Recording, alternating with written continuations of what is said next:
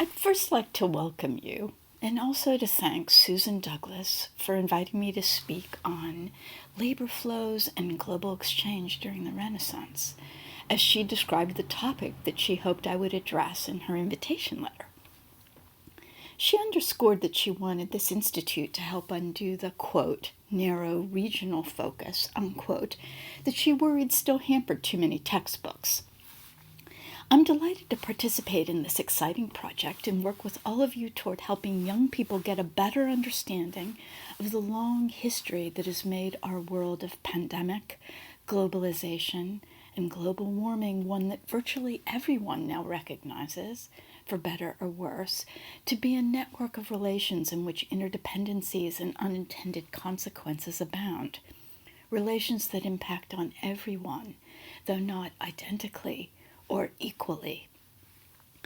Sanjay Subramaniam was named as a shared focus for the Institute, so I'll start with him and say a little something about the relationship of this talk to his concept of connected histories that emerged from his work from the late 1990s onward.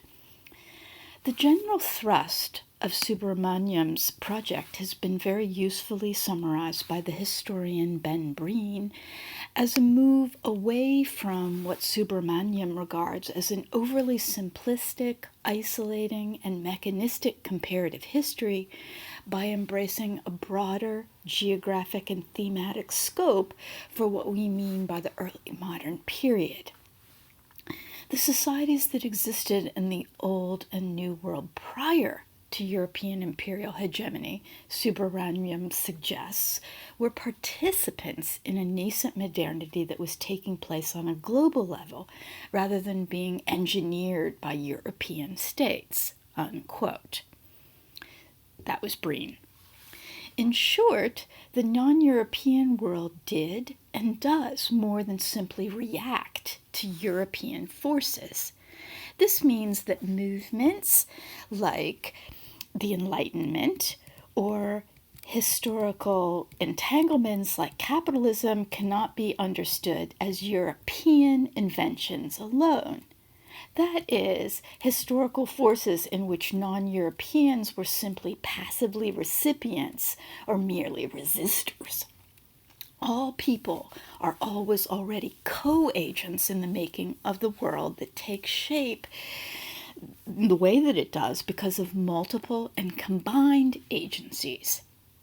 In one of his more recent books, 3 Ways to be Alien, Travails and Encounters in the Early Modern World, Subramaniam pays particular attention to the unfolding of these processes at the level of individual humans. He glosses travail, the decidedly archaic word in his subtitle, as, quote, awkward situations of intercultural communication, unquote.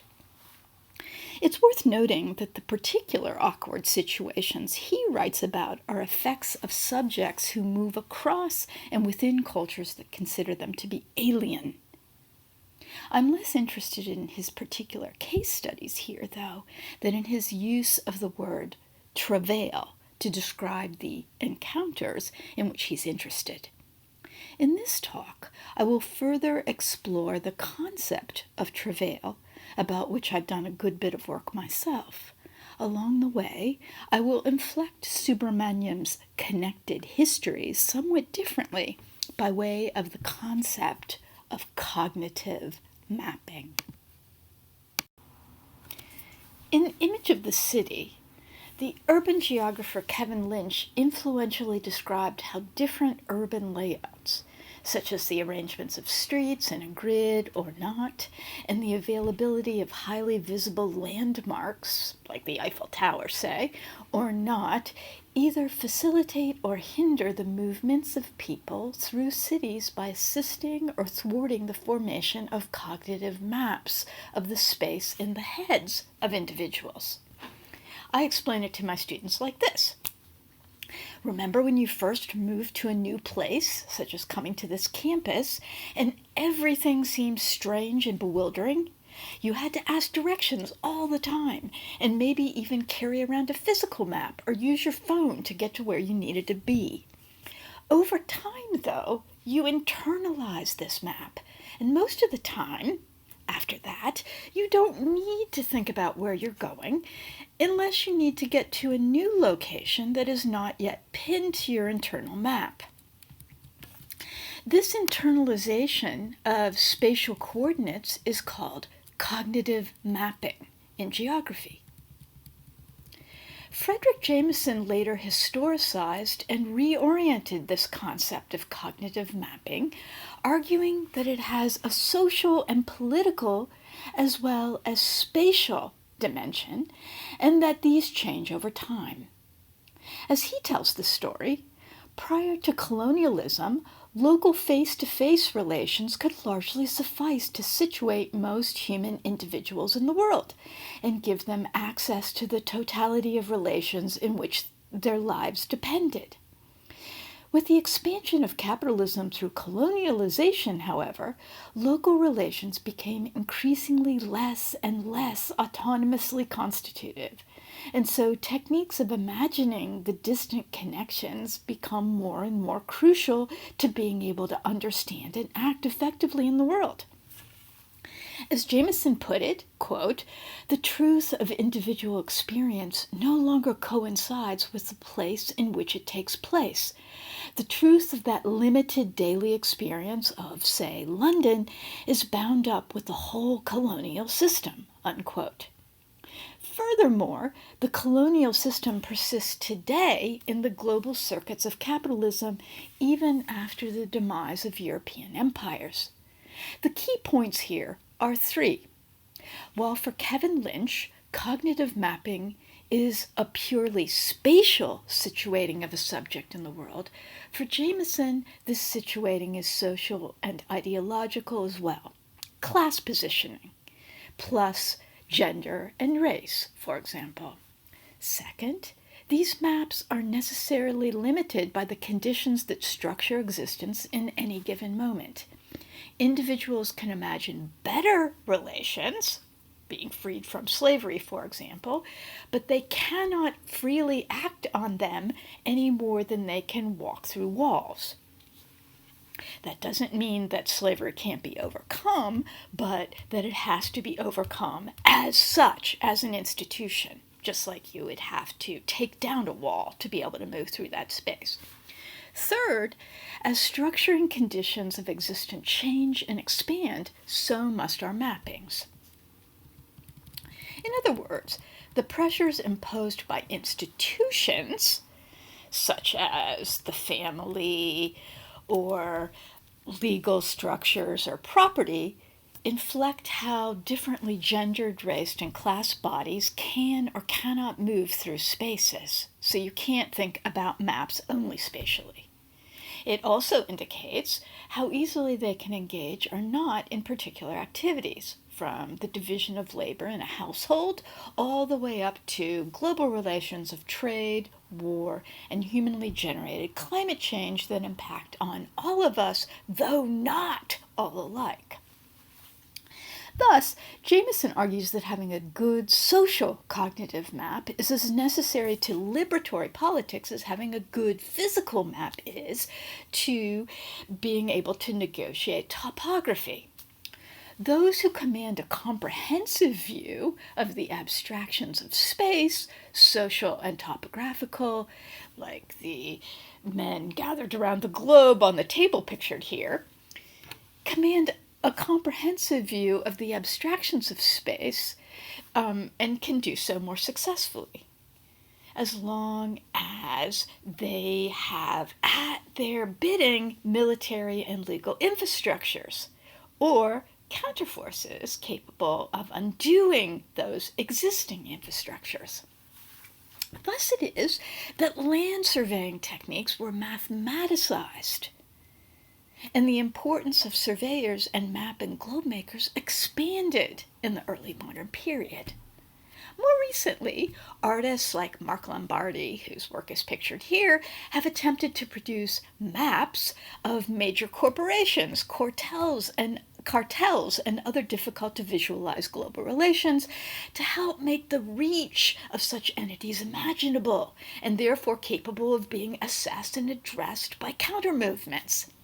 This is important work at a time in which even the simplest activities entangle us in enormously far-flung and complicated relationships. The TV show The Good Place evocatively demonstrated these entanglements and their implications in an episode in which one of the characters explains why getting into heaven has become increasingly difficult over time by way of the example of buying a tomato at a grocery store. I'm elaborating a bit here on a very fleeting moment in the show, but the main point is clear enough, even in the show itself. When you buy a tomato or anything else that you want individually, you are also today necessarily, given the conditions of existence that brought that tomato or whatever else into the store, buying a bunch of other things as well, many of which you probably do not want. Pesticide pollution of the soil, water depletion imposed by intensive agriculture, global warming from the transportation of produce, including organic produce, over long distances using fossil fuels, the exploitation of farm workers, who are often unprotected migrants, and so on. The point is that the simplest acts today implicate us in far-flung networks, many of which we would not choose to participate in had we an actual choice. Of course, you can grow tomatoes in community gardens or buy them at the farmer's market, but unless you live entirely off the grid, participating in global interrelations to some degree, with the numerous unhappy consequences as well as the conveniences and satisfactions, is inescapable, given the global conditions of existence prevalent at the moment, as anyone who has, say, attempted to avoid plastic packaging knows well. And these entanglements not only do not happen accidentally, but they have a historical dimension. Tomatoes, for example, as you probably know, were one of the plants involved in the so-called Columbian exchange of biota, resources, populations, and knowledges in the early modern world following the arrival of Europeans to the Americas. And they carry with them the history of these relations, including the theft of land, the extermination and displacement of populations, and the raiding and unequal access to resources and biota that persist even now. For this reason, some theorists are skeptical of putting too much emphasis on agency in the way that Subramanian and others do. A focus on multiple agencies offers, to be sure, a certain corrective to Eurocentrism, but for critics, this corrective has come at too much of a cost of de-emphasizing the structuring conditions in which agency occurs, which limits respective agencies in crucial ways. Precisely what cognitive mapping, in Jameson's sense, emphasizes instead.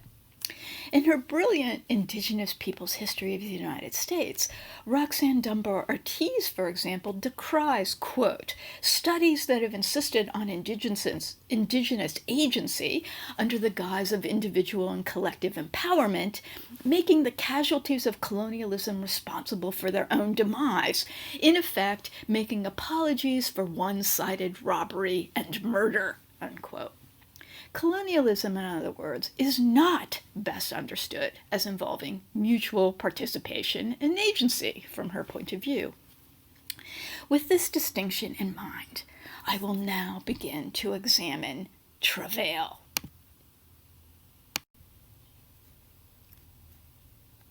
Before the movements to standardize English orthography in the 18th century, its spelling was remarkably idiosyncratic to modern eyes, as you know. In the same document or printed text, much less across them, you could find the same word, including very short words, spelled differently or spelled in ways that seem wrong to us now. Even in this context, though, the significance of the overlap of meanings in some words that are now clearly differentiated for us, for example, travel and travail, with the latter being largely disused today, is striking. This overlap underscores that in the early modern period in English, to move from one place to another and to work were bound up in each other, not only in spelling, but of course orally, which is how most people would have used these words, or rather words which are differentiated for us. There are a number of reasons for this. For example, travel itself, even over short distances, was often literally laborious. Roads were bad, conveyances and stopping places often uncomfortable, and not only on land. To go to sea was literally to risk death, as one of the characters in Shakespeare's The Tempest, which I will focus on shortly, puts it, speaking of shipwreck. Every day some sailor's wife, the masters of some merchant, and the merchant have just our theme of woe, unquote. Travel was dangerous, and you had to work at it. From the work side of the word, meanwhile, in the early part of their lives, young people often moved from their parental homes and villages to enter service, or traveled to a new village as journeymen after completing their apprenticeships, but before settling down in households of their own. These traditional aspects of the travel of labor are important, but I will be focusing here on the novel kinds of movement imposed by enclosure, especially in the 16th and 17th centuries, and how, because of it, labor is literally disrupted for many people who were forced to remake their social and spatial cognitive maps in mass migrations. Enclosure is a legal term in English for the transfer of land to modern private property. That is, the extinguishing of rights of others to use it. Although strictly speaking, there was no land without a lord in so-called feudal understanding, in actual practice or custom, this did not mean that the lord controlled his holdings absolutely.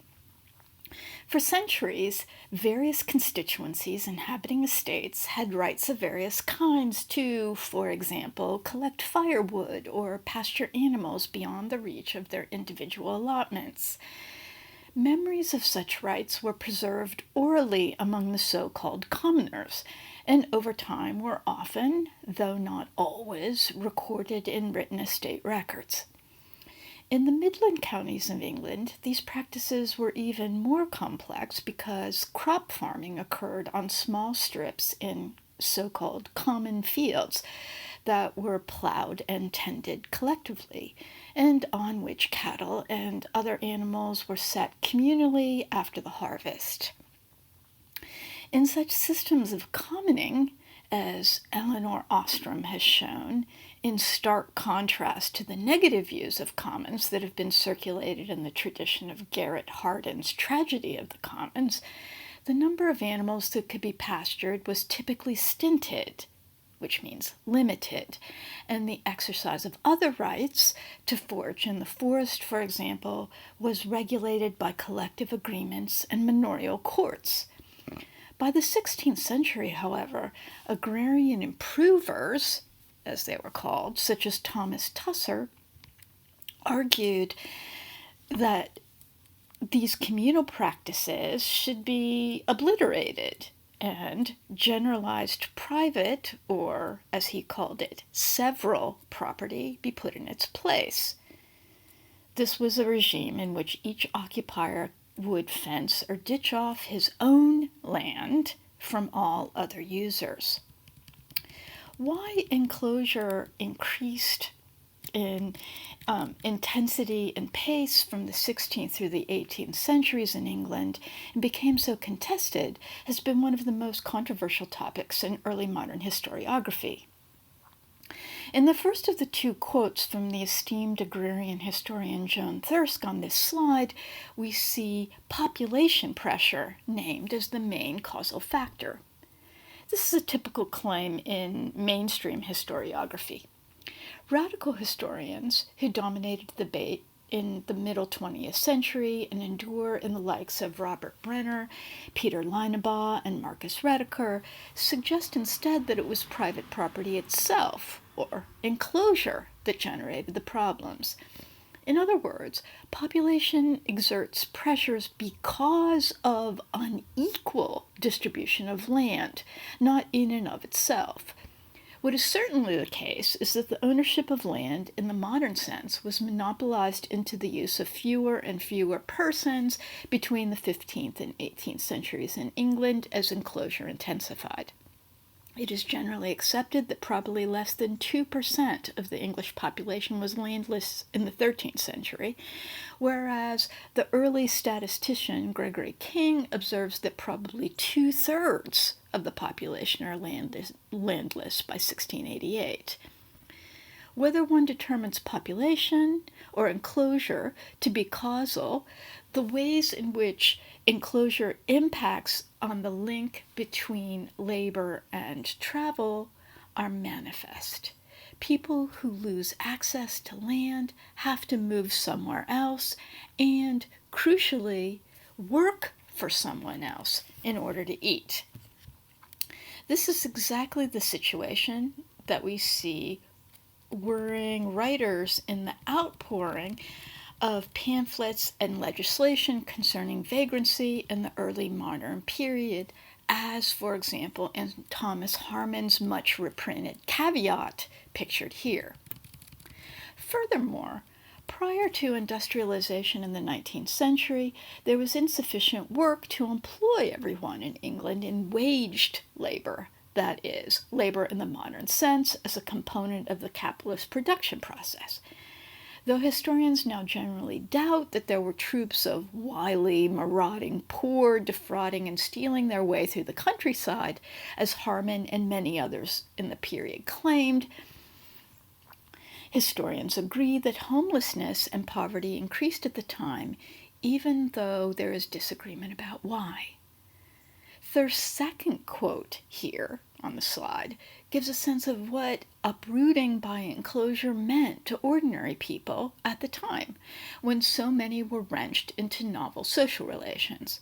I'm pointing this out because even Thirsk, not usually given to such elegiac asides, felt moved to draw attention to the magnitude of the changes wrought by enclosure. When the cooperative spirit, as she calls it, is extinguished, so is a sense of mutual care.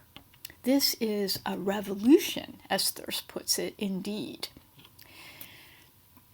One of the marks of this shift, an attempt to revise collective cognitive maps, is the outpouring of worried writing about landless persons from the 16th century onward, persons who begin to be described as burdens, quote-unquote, offals, or waste by elites. Draconian punishments were devised in an attempt to control the movement of such persons, as pictured here on the cover of Harmon's book, which depicts so-called vagrants being whipped through a village. One commonly advocated solution by elites worried about a supposedly surplus population was to require or encourage the migration of quote-unquote waste people to the colonies, as many keen advocates of early English imperialism, such as the Hacklets and their successors, such as Samuel Purkis, pictured here, argued at the time. Notice the world mapping that Purkis encourages his readership to add to their mental geography. Through books such as his, Travail and labor, or Travail, are linked, not only in migrations within countries, but also, and this is where the usefulness of an approach of some like Subramanian becomes clearer, in migrations of labor outside of them, which forces what he called connected histories and awkward situations indeed, as European migrants encounter inhabitants already on the land to which they travel, willingly or unwillingly. All of you already know about these migrations, of course, but now we'll emphasize an aspect of them that is less well known, that labor isn't labor in the modern sense of wage labor under all conditions, which is readily revealed by its travel outside the conditions that make wage labor possible. Collected in Samuel Purkis's 1625 collection of travel narratives, though believed to have circulated in manuscript much earlier, such that it was able to inform William Shakespeare's 1611 play The Tempest, about which I will have more to say shortly, William Strachey's true repertory of the rack is fascinatingly revealing concerning the conditions necessary to produce labor in the modern sense of the term, as waged labor. In this narrative, Strachey details the shipwreck of some 150 people on the island of Bermuda in 1609. The ship had been heading for the nascent and fragile English colony of Virginia, but a hurricane forced it to Bermuda instead, which, at the time, had no human inhabitants and was widely perceived to be dangerous and inhospitable. Sailors typically gave it a wide berth. To the surprise of the shipwrecked passengers and crew, however, conditions proved to be quite different from the dismal warnings. They were pleasantly surprised to discover that the climate was temperate and that there was plenty of food. These very conditions turned out to be dangerous in another respect, however. They undermined social hierarchy. How? Precisely because on Bermuda there were, as Strachey put it, quote, plenty of victuals, such at ease and pleasure might be enjoyed, unquote, in the absence of social relations of property and apparatuses of repression to enforce exclusions and scarcity, that is, because there was no enclosure of land or any institutional means of enforcing it, structural relations of human equality emerged instead. That is, the supposed laborers refused to labor for their ostensible social betters. Indeed, the formerly subordinated mass of persons claimed not only that they were, quote, freed from the government of any man, unquote, on Bermuda, but also that they could not be forced onto Virginia, quote, to serve the turns of the adventurers with their travails and labors, unquote. Eventually, through threats of retaliation by the absent, but not entirely out of mind, English state and joint stock companies, as well as cajoling, the rebels were convinced to build a ship and continue on to Virginia.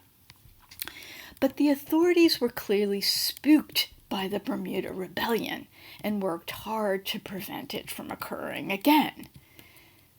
Through the travel of labor to a new situation, everyone was able to recognize that labor required both material structures of property as well as an attendant way of thinking about social relations, a cognitive map in which unequal property, not social reciprocity or commoning, was the norm.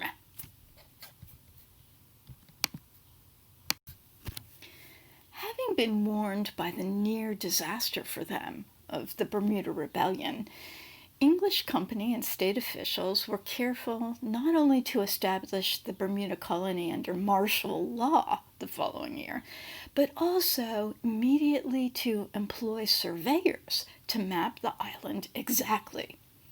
In this way, they established a private property grid which would secure the island against any future claims by settlers that they were freed from, quote, serving the turns of the adventurers, unquote. that is, the investors. This grid was upheld by a garrison. Slaves were imported beginning in 1616, but Bermuda never developed a major plantation economy. What distinguished the Somers Island, the possessive underscoring the new regime of enclosure, from the early communal experiment on Bermudas that company elites work hard to expunge from historical memory and maps, was private property and land, protected by military force, which formal colonization made sacrosanct in order to keep social hierarchy intact. That is, enclosure. It did so not only to order the land, as the tidy lines on this map imply, but also to order labor. I repeat, those who do not own land must work for others in order to eat. Therefore, social hierarchy is upheld. Let's see what thinking in this way means for how we understand Atlantic movements of humans in the early colonial period. First, it's crucial to remember, as you no doubt already realize to a greater or lesser degree, it is impossible to disentangle the movements of people in the Atlantic region in the colonial period from politics. As scholars and teachers, we like to think that we're being descriptive and objective, but the violence of slavery and the decimation of the indigenous populations defy neutral description. The Americas were not an unpeopled wilderness in 1492, like Bermuda. Even the most conservative scholarly estimates place their numbers in the range of 50 million, with some scholars arguing that they exceeded 100 million. What is less disputed is that the vast majority of these peoples, likely 90%, died or were killed over the course of early European migration from a combination of disease, dislocation, warfare, starvation, and outright massacre.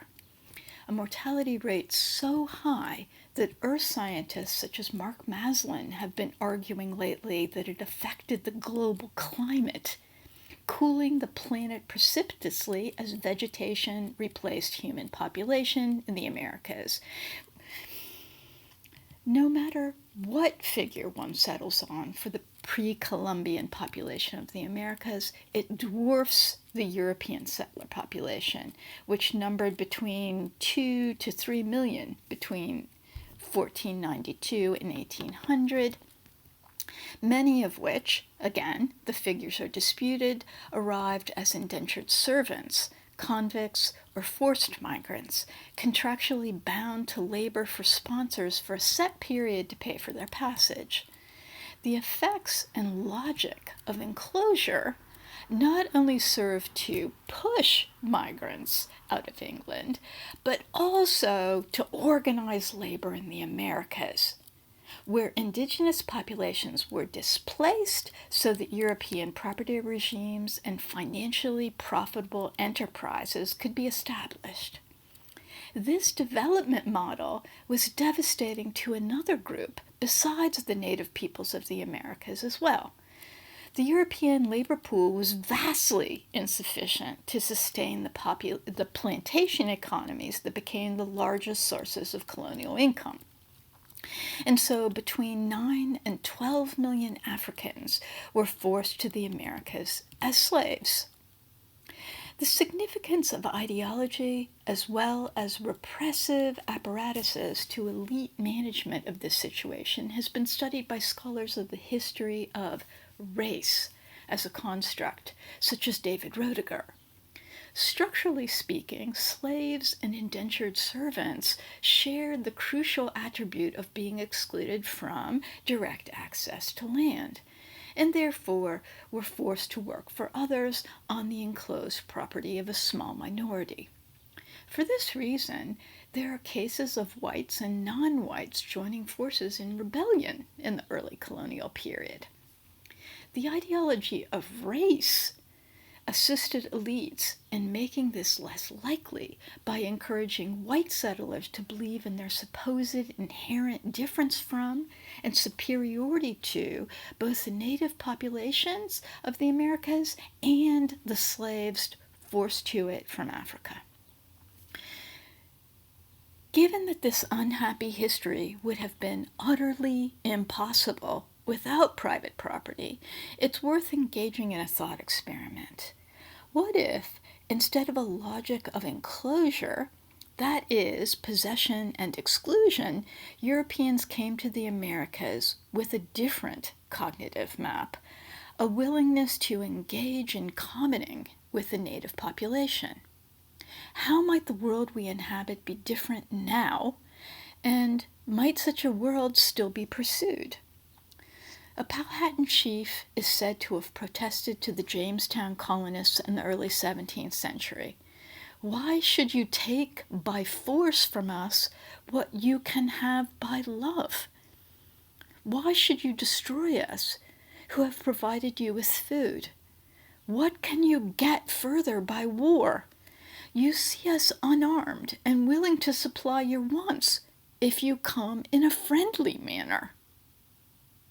This speech, perhaps an invention, does not have to be literally true to suggest a very different course for history, a path not taken. How can we help students think about this path not taken? I will now give a concrete example by way of Shakespeare's Tempest, which is often part of the high school English curriculum. This play was written and performed in the early English colonial moment and has even been linked by scholars to Strachey's pamphlet that I discussed earlier, albeit translated into the fantastical idiom of romance. In it, Prospero, an Italian duke who has been deposed by his brother in league with the King of Naples, raises his infant daughter to adolescence and hones his wizarding skills on a mostly deserted island, to which he later contrives the shipwreck of his usurpers by magical means. The main plot involves Prospero exacting revenge on his enemies, reclaiming his dukedom, and betrothing his daughter to the king's son after having enslaved or subordinated all the inhabitants of the island, most of whom are spirits. A comic subplot repeats the earlier attempt on Prospero's power, this time on the island, by his own slave, that's the designation that the play gives, Caliban, the sole non-spirit inhabitant of the island when Prospero first arrives. This rebellion is thwarted and, ostensibly, order restored.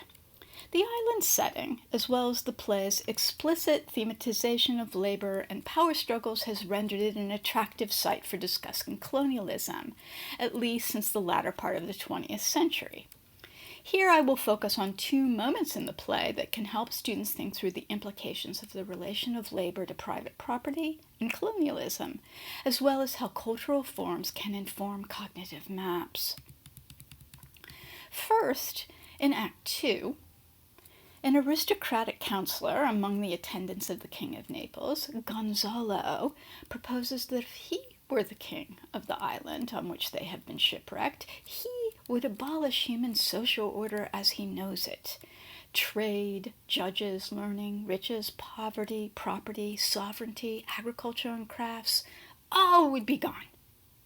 And he'd be able to do this because, and here's the part of the speech on your slide, all things in common nature should produce, without sweat or endeavor. Treason, felony, sword, pike, knife, gun, or need of any engine would I not have, but nature should bring forth of its own kind all fruition, all abundance. This elite fantasy of a putatively common world draws most immediately, scholars have determined, on Jean Florio's translation of Montaigne's essay on cannibals, which itself reflects upon widespread tropes of the Ovidian Golden Age, which Gonzalo specifically references himself several lines later from these lines you have on the slide.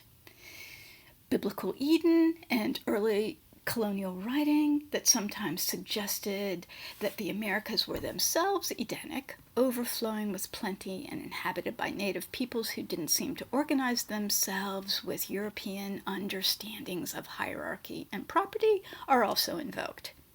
It's worth noting, though, that while Montaigne's main point is that the source essay is that European values, relations, and supposed accomplishments are corrupt and less admirable than those of the Brazilian natives whose lifeways he purports to describe, the aristocrat in Shakespeare's play gives Montaigne's words a very different emphasis, especially in the lines I've quoted on this slide, where it is the absence of the necessity of human labor to which he prominently calls attention, insisting that nature will do all the work, as in pre-fall Eden.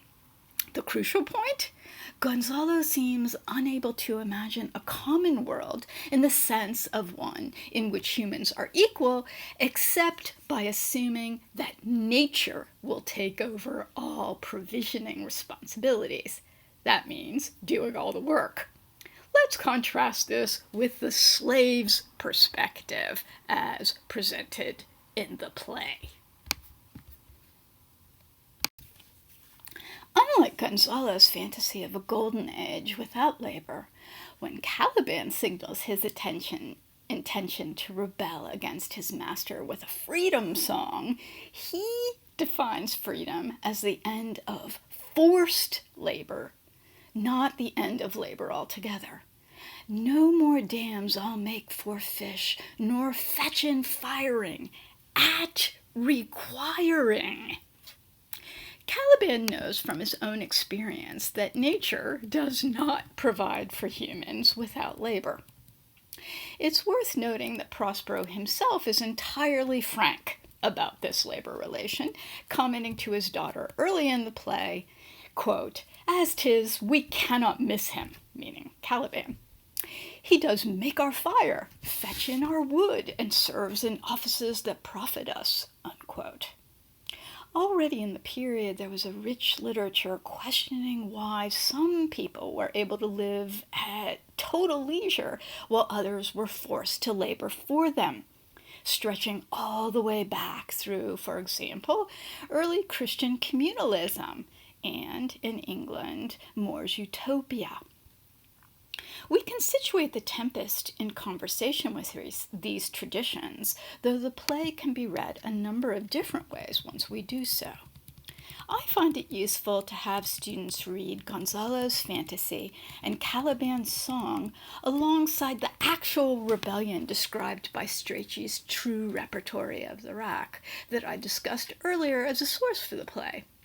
Strachey's account emphasizes that the hurricane that shipwrecked the sea venture on Bermuda concretely disrupted long-embedded social hierarchies on the ship by forcing every man, even, quote, such as those who all in their lifetimes had never done hours' work before, unquote, equally, without sleep or food, to labor to keep the ship from sinking.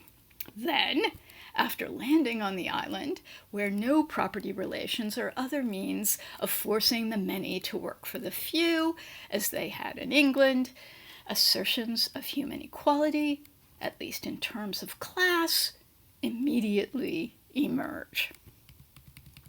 In the play, Prospero solves this problem for elites through magical means, keeping Caliban and a retinue of spirits under his control by imposition of pain and terror or threats of it. Strachey's shipwrecked elites, though, in the absence of any means, magical or otherwise, of enforcing social hierarchy, end up having to work just like everybody else. How are we to read this literally magical solution that the play contrives to solve the problem that Strachey's pamphlet presents us with? On the one hand, we can read the play's dependence on magic to solve the problem of hierarchy as a defense of hierarchy. Just as it is for Gonzalo and Prospero, elites having to labor is unthinkable, perhaps, to the play. So it contrives an imaginary solution, as the anthropologist Claude Lévi-Strauss once put it, describing how myth works.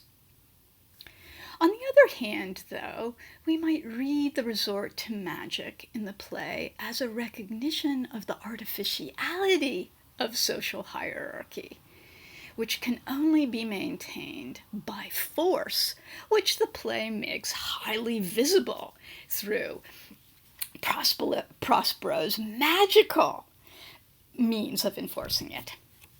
From this latter perspective, we might go on to recognize that private property relations can appear to work by magic. But how unmagical they are is apparent as soon as the repressive and legal apparatuses, that is, force, that actually maintains them, are absent, as they indeed were on Bermuda. This is a lesson we can learn, I've suggested, from the actual travels of labor at the time of the play's writing, which The Tempest can help to make more or less visible depending on how we read it. In the 19th century, and well into the 20th, The Tempest was read as Shakespeare's farewell to the stage because it not only was probably the last full play he wrote, but also because it concerns itself with drama and spectacle abundantly. But over the course of the 20th century, along with a second wave of anti-imperial agitation and struggle, The Tempest became itself a site of anti-colonial commentary and rewriting, very influentially via figures such as Roberto Fernandez Retamar and Aimé Césaire in the colonies. These anti-colonial rewritings inspired a series of rereadings of the play to underscore the rebellion of Caliban against colonial power. This so-called post-colonial approach is now the dominant reading, though more recently it has been supplemented with ecological concerns as well.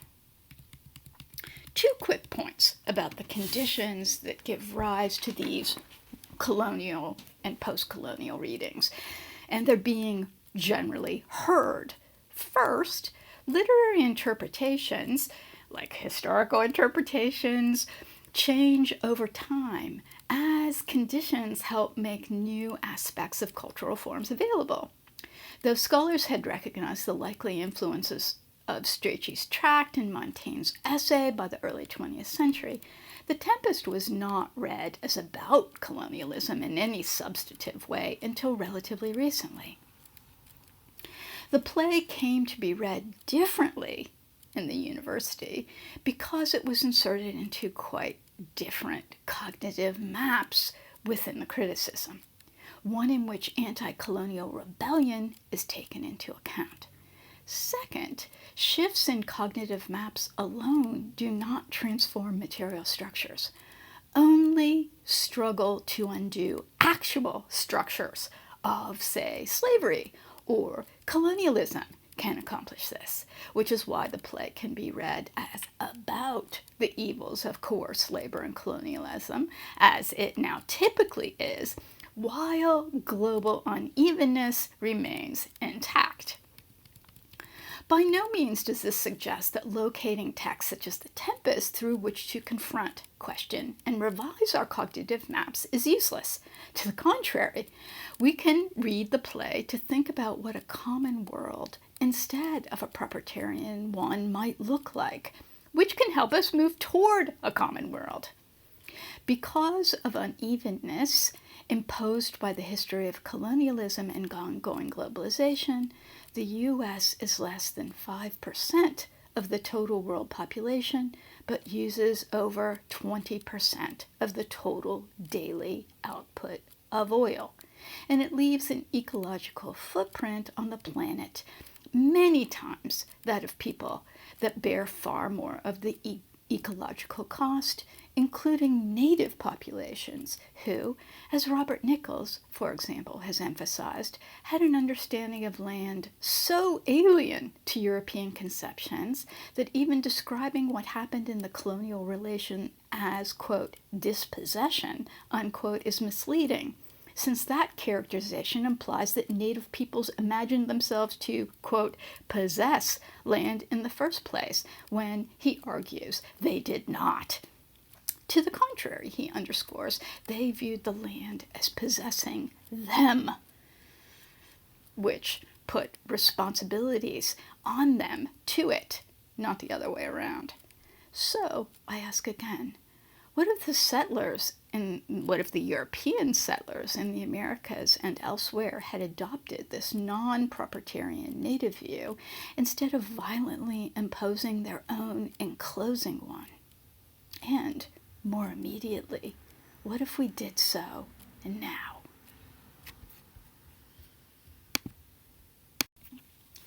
Cognitive mapping and the question of what a common world might mean is an important and interesting question to take up with students at our time of vast global inequality and ecological destruction. The concepts of travail, cognitive mapping, and connected history can help you do this work with them. I have argued that the movement of labor in the colonial period, travail, demanded and still demands an infrastructure of private property relations to be maintained in the form that it has taken historically and continues to take today, since we still inhabit the legacies of the colonial moment, including private property in land. Cognitive mapping, I've also argued, helps us think about why and how this is so, and perhaps also imagine the world otherwise so that we can live in more equitable and sustainable ways through struggle toward such a truly common world. As Jameson put it, quote, the incapacity to map socially is as crippling to political experience as the analogous incapacity to map spatially, unquote. I suspect that your creative energies were set in motion as I discussed The Tempest, and your brains are buzzing with other ways you can take up these issues with students, building on the suggestions I've made here, so that all of us can work together toward a truly common world. Thank you.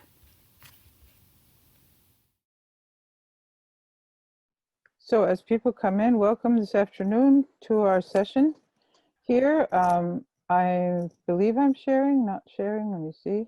I'm not sharing. We're pretty much all of there's 50 of us in, so I'm going to make sure that we start.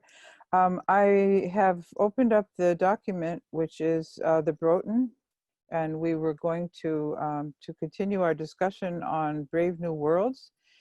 And this is a lot to do with cartography, Ptolemy's world map.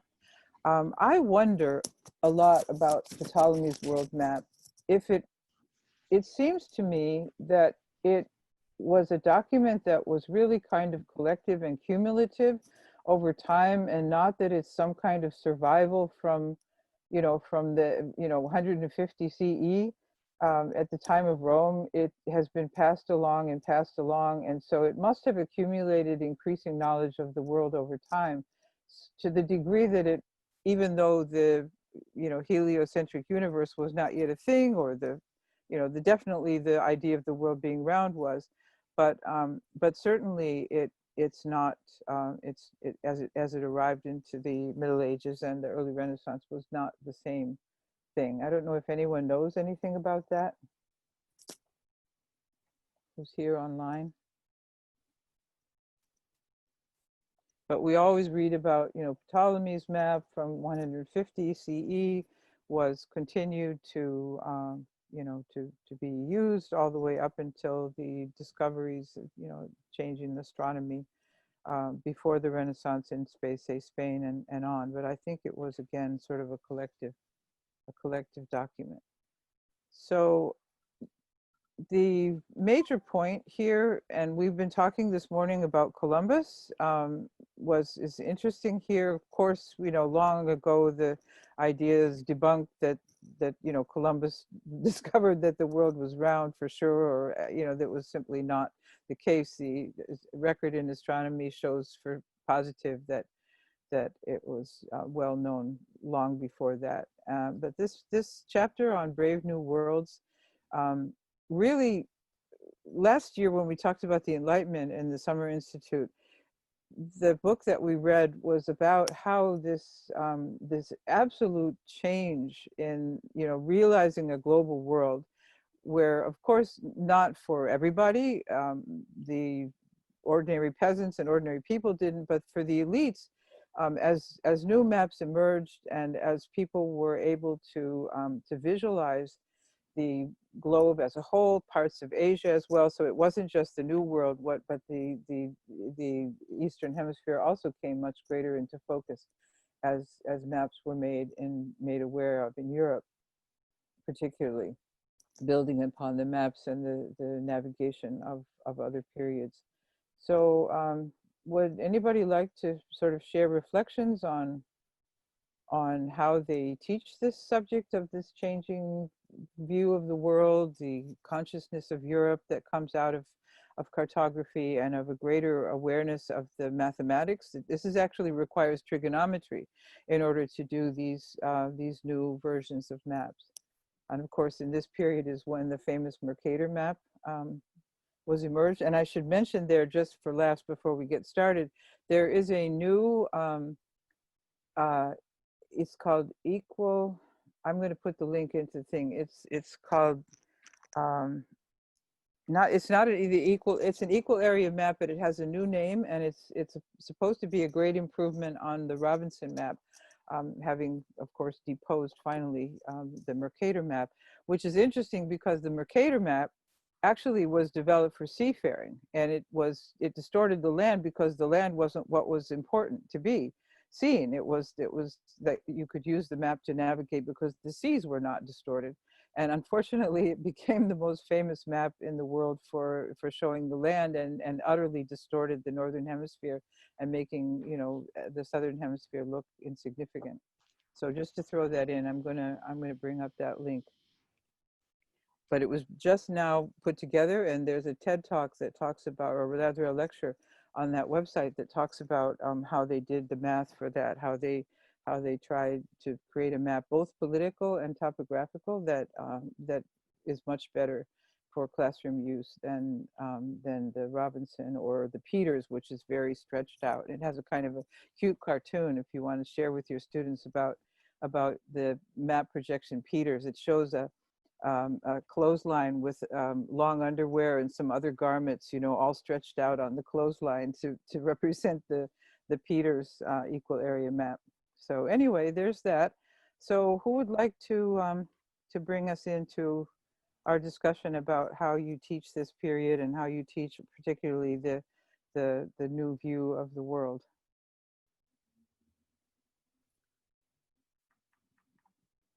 So Teresa?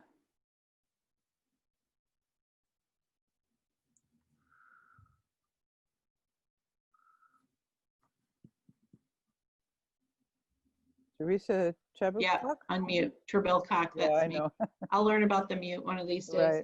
Right. I took a mini course on mapping a few years ago, and I do I start with my 10th graders with a globe and ask them how they would put it on paper. And so we talk about, would you, do orange slice peels and put it on, and so forth. And then we look at a number of historical maps, like the Ptolemy map and the Mercator map and various other cylindrical maps and so on. And we talk about how just about every darn flat map you can have is distorted, and why that might happen. It might be done for a reason, like the Mercator one, which was done for navigation, It might be done for political purposes and so forth. And it just really gets them thinking about how we can, you know, not necessarily deliberately lie, but how reality can be misrepresented in documents. So that's what I do with maps. But one thing that struck me in the chapter in the Broughton book was I did not realize that the Portuguese started out, it said, with Jewish astronomical information. They said the Jewish knowledge got them around the Cape, and then they had to switch to the Muslim knowledge.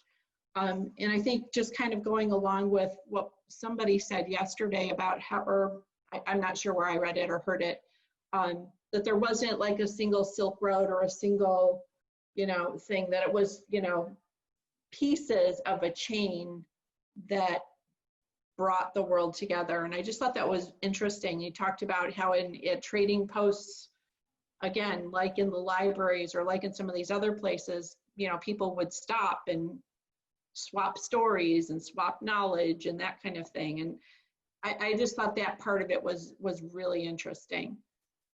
Great. Yeah, that's a great observation. And again, you know, we've been seeing here these ideas that of shared knowledge, that there was a whole economy of knowledge that was going on, so that, you know, keeping up with the calculations in astronomy, and that's one of the big significances of paper before print, which reminds me of that book by Jonathan, forgotten his last name, called Paper Before Print. But the fact that you could record this on a relatively inexpensive medium and use Arabic numerals as well to communicate mathematical ideas really allowed this sort of correspondence to happen in ways that it wouldn't have been possible before, where you had to travel to work with a mathematician and read their book in front of them or something like that. And some of that was still going on, of course, but you had a whole different economy of knowledge. And then by the time print came in Europe, much of that had been translated and just really resulted in an explosion of being able to share this kind of knowledge. So who else would like to take us a little farther with how you work with this period? Can I ask a question from them? Sure, yes. You know, I'm very interested, since I have never taught in high school, is how would you, when you're giving these maps, how do you kind of introduce your students to how, say, the Ottomans or the Safavids or the Mughals, how are they imagining or mapping the Western world? Do students ever ask questions, or I'm just curious as to the kinds of responses you get when you're doing cartography and mapping.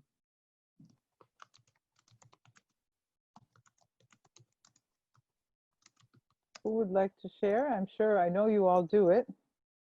And while we're waiting for hands to go up or someone to just call out,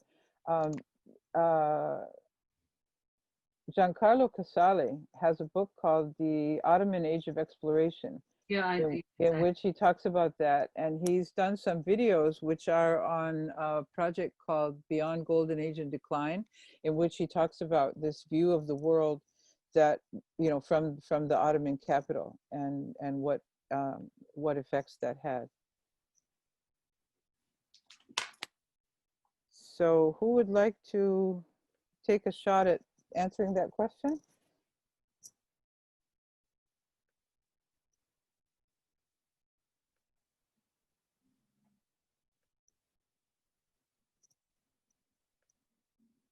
We're having after lunch. Yeah, somebody there. Yes, go ahead. Oh, yes, please go ahead. I'll answer that question very broadly, but not so specifically. I think students understand that maps are ethnocentric projections. I mean, that's something that's taught fairly easy early with map projections and flat space on a you know, representing a round surface. And also, it's very easy to see that the United States is often in the center of a map, and, you know, that we're not looking at oceans, we're looking, you know, we're placing ourselves at the center. Looking at old maps takes a lot more skill and interpretation than looking at any kind of current map or map projection.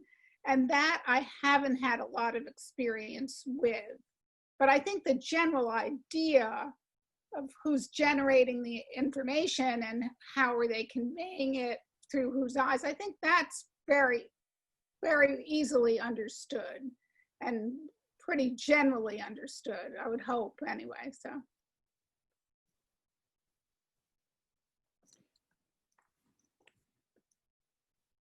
There's still an awful lot of folks out there, though, that don't realize what the Mercator projection does. My worst nightmare was I was at NCSS one time and going around the wonderfully elaborate and expensive map exhibits that are there. And I said, why are you still using the Mercator map for classroom wall maps? And the guy said, because, you know, the continents show up really nice to put a big font on to read the name of the continents. Okay, I see Allison has her hand up. Allison Kernke. Yeah, I was just gonna sort of echo what Joan just said and what somebody said in the chat box, which is that my experience has been that my students have so little geographic baseline knowledge that getting them to understand geography on one map is a victory. So introducing multiple maps, I think if you get to something like AP Human Geography or some of the more advanced classes, you're going to get there. But in my, even with my honor students taking world history, it's really, it's depressing, but very few of them have a good sense of geography. And so we spend a lot of time just very broadly, remember where Mecca and Medina are, remember where, Constantinople is, etc. And that takes the entire year on one map, let alone getting into various projections and centering in different places and that sort of thing. So it's unfortunate. Thank you. Brenda? Sorry, I was just typing now. So when I get to cartography, map making, it's in the first week or 2 weeks of my freshman course when we start world history, and I use a couple of clips, including one from the Annenberg series, Bridging World History. It's all about maps, and one of the maps that I love to talk about is the 1402 Cognito map, Korea. Which depicts Korea much larger than Japan, and then China and India dominate. They're like right at the center, so it's not the typical, Korea places itself or Koreans place themselves in the center, but it's China and India as the major influences. So that's just to illustrate, how societies view themselves and others. And even though it's, I tell them we don't work with a lot of historical maps in the course, but it's important that you that you think of this. And in the clip that I show them, it ends with, it's looking over time. It gets into the Mercator versus Peters projections, and then at the end it says, even though we use satellites, we think, that it is so much more advanced, but it still reflects our view today that the use of the latest technology is the best way to represent who we are and how we see others. So yeah, it's like at the very beginning. So I never thought of revisiting this idea or this topic of map making during this particular time, in the age of European maritime expansion. So. Yeah, I think this chapter in Broughton really helps, and I recall that also came up in this book. I cannot right now. If anybody was at the Summer Institute last year at Georgetown could remember the name of the book that we World Makers is what it's called. It's the author is South Asian scholar. Anisha Kamachandran. Yes, that's a very good book. Right, exactly. So this, the idea of this new view of the world that's out there, and I think this is a perfect time to do it, particularly as we talk about, Europeans did this and Europeans did that. Well, they're seeing themselves on a map for the first time in this more cohesive way, and realizing increasingly, well, we're on the edge of Asia. And I think, I don't know where the insistence on Europe being a continent comes in, probably the 19th century, it got a foothold. But that's, I think, really, really significant. What did this new world look like? And as maps emerged, and as Giancarlo Casale makes the point that the knowledge from these new maps traveled very fast. And of course, you have the amazing Piri Reis's maps, where I took for the Mediterranean. It maps very well. His map, using the Portolan charts and mathematics and whatever else knowledge, maps very well onto a satellite map from today of the Mediterranean. It's absolutely remarkable. I also found, if I could just really briefly share with you my screen, I found the new projection. It's really quite nice. It is called equalearth.com with a hyphen in there. And it has, it's really very nice projection. It compared here with the Gall Peters, Robinson, and the others. This is the Equal Earth compared with Robinson. This is the Equal Earth there. And when you go directly to the .com site, this is what I'm going to use for a classroom map for absolute sure. It's a very beautifully colored map. It's both political and also topographical. And you can get it centered on the Americas, centered on Asia and Australia, or centered on Africa and Europe. So I think this is just really great. You can download it. It's perfectly free. It's copyright free to use, and it has a beautiful topographical Equal Earth physical map.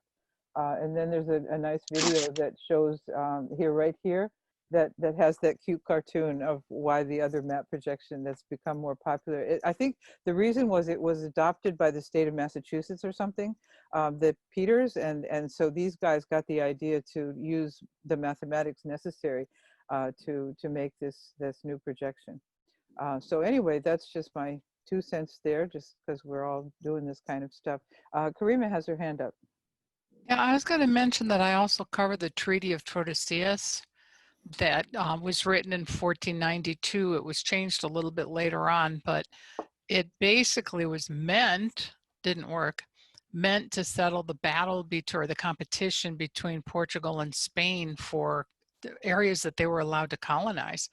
I mean, they worded it in, you can trade with this area, you can trade with that area. And it became, sort of like and also a map of colonization if you look at the history of the areas where they were allowed to trade. But I think that Jerry Broughton does a great job of talking about how they messed with that treaty and with the demarcation line, in order to take areas that were clearly not in their own region. But it's a really nice way to look at how people messed with the map lines and the treaties in order to give themselves an advantage over somebody else. Great, thank you. I had accidentally deleted Linda Burns' raised hand, and you raised your hand again. Thank you. Sorry,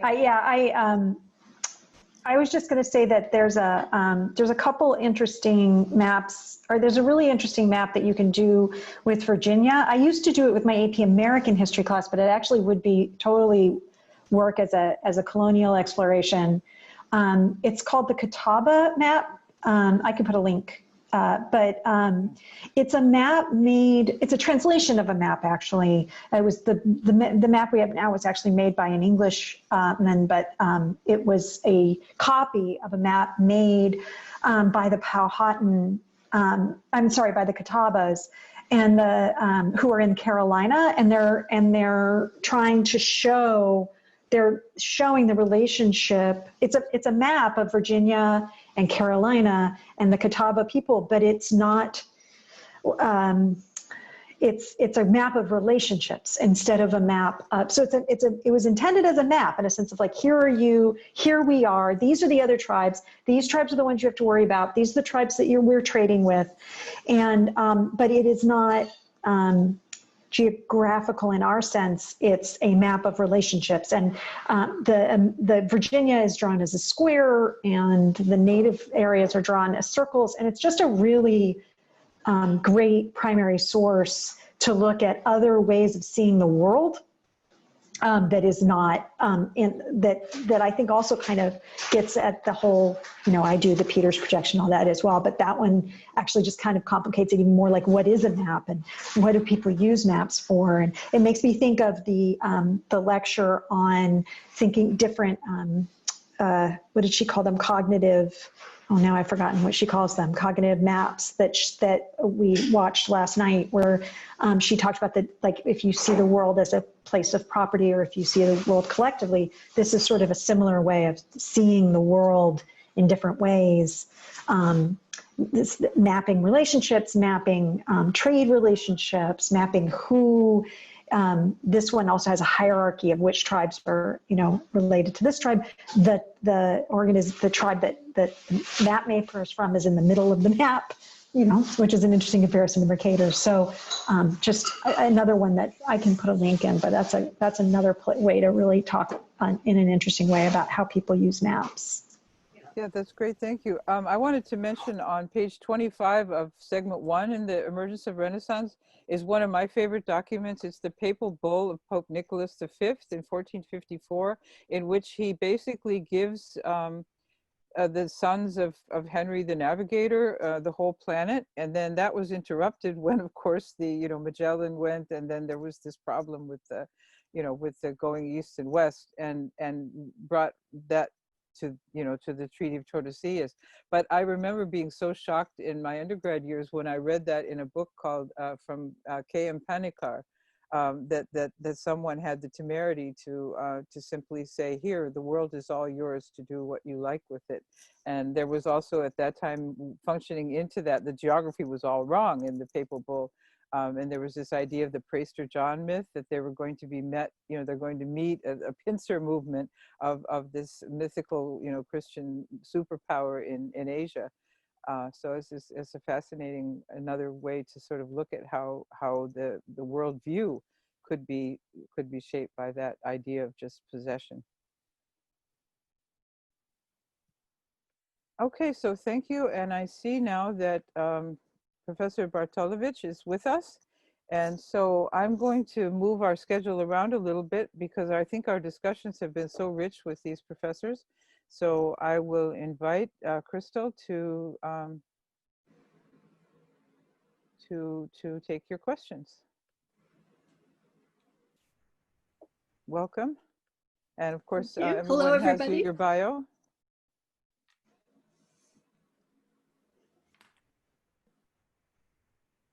Somebody already made a really interesting observation about cognitive mapping, so maybe we could talk a bit about that. And of course, Professor Singh is here to greet you. She's been speaking highly of you the whole time. Yes, I saw her. And we are friends who haven't met in a while, so here we are meeting, This is our long delayed summer meeting. Yes, exactly. Hi, sweetie. Yeah, and I heard her talk yesterday, so I was really interested in and her essays in my volume of essays I want to share with the others. So it's a very Global Renaissance, yes. The new edition. Yes, yeah.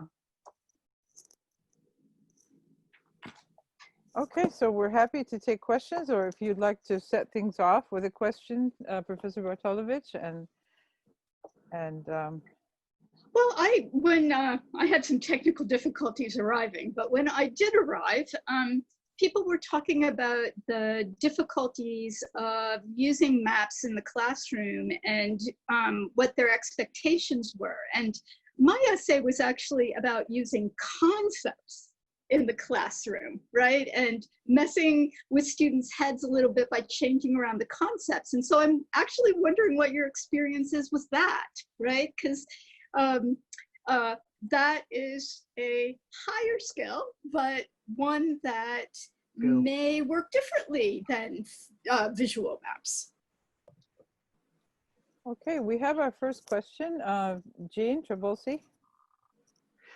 Yes, hello. I loved your thought experiment at the end. It was very uplifting, especially during this time. Yes. What if Europeans came to America with a different cognitive map?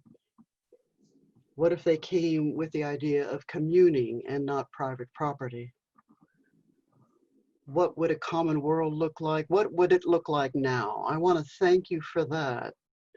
It kind of made my day. Thank you. Great. Well, that we can stop. I mean, how can that be topped? I do have a question about individuality, and I'm having a hard Sure. time comparing and contrasting individuals in the medieval world juxtaposed to the Renaissance. Okay. The concept of individuality through the lens of enclosure and Mhm. the period after enclosure. Could you expand on that, please? Sure, that's a great question. And I'm actually teaching a course for the first time this semester on life writing. And so I've been thinking about these questions of individuals quite a bit. But what I was trying to emphasize in the post-enclosure understanding comes out maybe a little bit more clearly in the article version. If you want to take a look at that, where I actually talk about enclosure of self and the theories of enclosing a self and owning a self, right?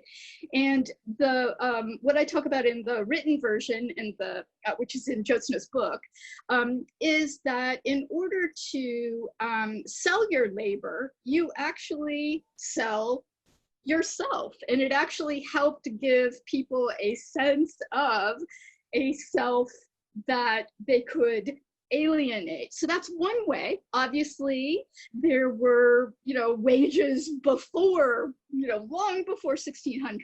And so it's going to be a question of what becomes dominant or the major way, as opposed to a less common way. So usually there are a set of economic, political, social forces that operate together to give a different understanding of self. The political understanding, the emergence of the idea, I'm a British, my home area is British, and so that's my main site for knowledge. I'm sure it's different in different places, and I would love to hear about that. But in British thought, usually the emergence of the idea of each man having a vote, and it was men only. So universal male franchise, which emerges in the 17th century, that's usually one way, right? Each individual male should have a vote, a right to participate in politics. The selling of your labor as an individual being the economic way. And then socially, this whole notion that just as land is becoming disconnected and people are becoming more mobile and less tethered to a village, that actually changed the interactions of people with each other in such a way that you were thrust back on yourself. And then, of course, religious. The rise of Protestant understandings of priesthood of all believers, and that you yourself were responsible for learning how to read the Bible and interpreting it yourself, and so on. These are the sorts of sets of things. It wouldn't be one thing, but it would be a mass of things working together to create a certain kind of shift in the understanding of the individual. Does that sound even remotely helpful? Yes, it does. Yeah. And those are the variables that were introduced in our small chat group. We talked about also the translation of the Bible in the vernacular, and that the people had the freedom to move about. Mm-hmm. They weren't kept in an enclosed space. Mm-hmm. Mm-hmm. But I really like the psychological aspect of it, of being enclosed in your mind. Yep. That's very interesting to me. Mm-hmm. And there's a longer history where you'll see it like often Augustine's Confessions, which is of course much earlier, is pointed to as the first autobiography, right? But it's still quite different from the sort of spiritual autobiographies that were modeled on it that you get in after the Reformation. And the other thing that's different is how many of them you get. You get oodles of spiritual autobiographies in the 17th century. Lots of people write them. And so that's a shift too. Thank you. Well, Erasmus's idea of how you can, how you can reshape yourself in a Christian mode there. Karima has her hand up. Karima Alawi. I was going to mention that one of the things that I use pretty successfully in the classroom is Pico della Mirandola's oration on the dignity of man. Yeah. And again, females aren't even on his radar. It's like, what's that? No. That's who gives exactly. babies. Yeah. So it's called Oration on the Dignity of Man. And it really is, some people have nicknamed it the Humanist Manifesto, because now you have this attitude that you can take control of your life and your future. And it's very different from the earlier medieval mindset. Yeah, the what you're reminding me of is something that students in my classroom often find shocking, is that in the 17th century in England, which was very influenced by thinkers like Pico, when men were asserting the right to universal franchise for the first time, so far as we have been able to discover, even the most radical women, and there were radical women, did not suggest anything of the kind. Female franchise was literally unthinkable. And that's a really cool thing for students to learn to wrap their head around, because then they can start to think, what's unthinkable to me, And and then, it does become thinkable. And it's interesting to talk to them about what makes something thinkable, And so Pico starts to make male franchise thinkable, right? But yeah. And it's really fun to compare Pico to Pope Innocent III, who wrote On the Misery of Mankind. Oh, and so you've got On the Dignity of Man and On the Misery of Man. And you've got the very nice change. It's in the Renaissance unit, and then I talk about it in my lecture as well. But you've got this transition from the misery of mankind during the medieval era to the dignity of mankind during the Renaissance. And then our smaller group this morning, we were also talking, I can't remember in what context, but I was also talking about the fact that wives were literally the property of her father and then her husband. So that needs to be, our students need to wrap their heads around that a woman was property. Yes, and that even in cases like rape, it would be the father or the husband who would bring the charges. So there, so that's how far it extended. But there were some still ways in which I have some medievalist friends who would definitely be upset with me if I did not assert this. There were definitely ways that in the medieval period, women did empower themselves and get power. I mean, for example, it was a great loss to women's power in England with the closing of the convents, right? Convents were a site of certain kinds of female intellectual power, female communities really did make certain great things possible. So we can't forget those things too. Okay, great. We have Ellen Georgie. So I teach 12 and 13-year-olds, 7th grade. So of course I'm always saying, well, yes, I would love to teach at a high school level, but what I know I think will really help my students try to see what is unthinkable is the little anecdote about when they landed in Bermuda and how suddenly the social stratification was thrown off. And I think that would lead to a good discussion because they all then went on to Virginia. And as I understand it, they even built the boat. Built the boat, yes. So I think that would help my students understand how deeply people bought into this idea that they didn't have the free will. Here it was offered to them in like this incredible godlike message. You know, I mean, I would have thought Stephen Hopkins would have had more sway, like, okay, God delivered us here. This is God's message. And yet they all built the boat. They didn't just get back on the boat. So I was wondering if you had anything else that would help me get these 12-year-olds to think about free will and their own, how you control your labor.